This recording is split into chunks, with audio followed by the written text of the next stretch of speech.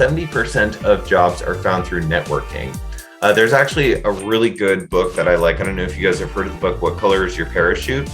But what that book highlights, it's got this really interesting graph where it highlights a pyramid, a right side up pyramid, and then an upside down pyramid. And it kind of shows it shows where people concentrate most of their attention, and especially for searching for jobs. I don't know how many of you guys are actively looking for work, or if you're already in a job you're really happy with, but most people will actually, what they'll do is they will concentrate most of their energy towards looking on job boards and applying, and then it kind of goes down and down and down, and then when you get to the very bottom, that's where you get to the most effective way to find work, meet people, network, and get hired, is actually what people practice the least, which is actually sort of knocking on people's doors and asking for work. I mean,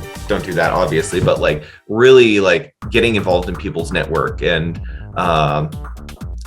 saying hey, how can I provide value to your company? How can I provide value to you as an individual? And yet it shows on the other pyramid that that's actually what's the most effective thing, and then the least effective is actually what people do most.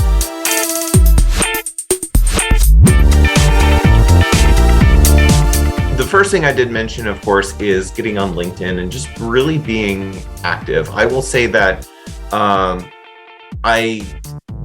from being active, so what I normally like to do is I usually try to post on LinkedIn pretty regularly. I've done twice a week live streams. I put that on a little bit of hold right now because I am in a transitioning phase. But basically, what I started doing on LinkedIn, and I feel like everyone here, we've been doing UX for a while, where it is, it is something that we're very familiar with, and we're very accustomed to at this point.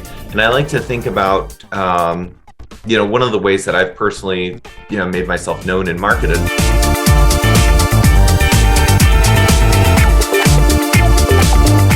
When you talk to Google recruiters or recruiters at some of these high-end tech companies, they almost always say that the skill that they're hiring for itself, ironically enough, is actually on the lowest of their priority. And then the top is actually do you have the right personality for this job?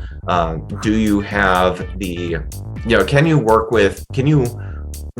under pressure? Can you work with constraints? Can you basically can you work pretty fluidly and effectively, and not be so rigid, and be able to, get shit done, basically.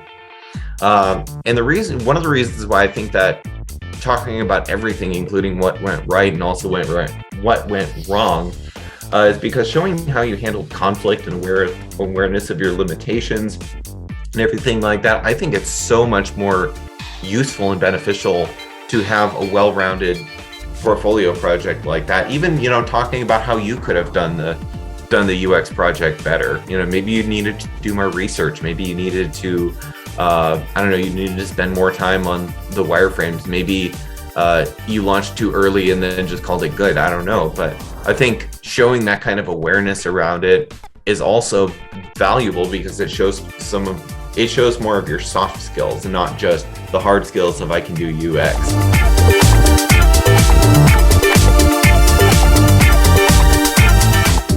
The way I like to see this, I like to talk about this is, I've seen some portfolios where the person will just they'll write way too much, and it'll be a really, really, really long case study. And you want to make sure that if you were to show your portfolio to someone, can you show it with graphs and charts and wireframe, low fidelity wireframes, high fidelity wireframes, things like that? Can you show this in a way that if somebody didn't speak your language, you could show this to them and they could, maybe not understand everything of what's going on, but they can get a general picture of what it's about.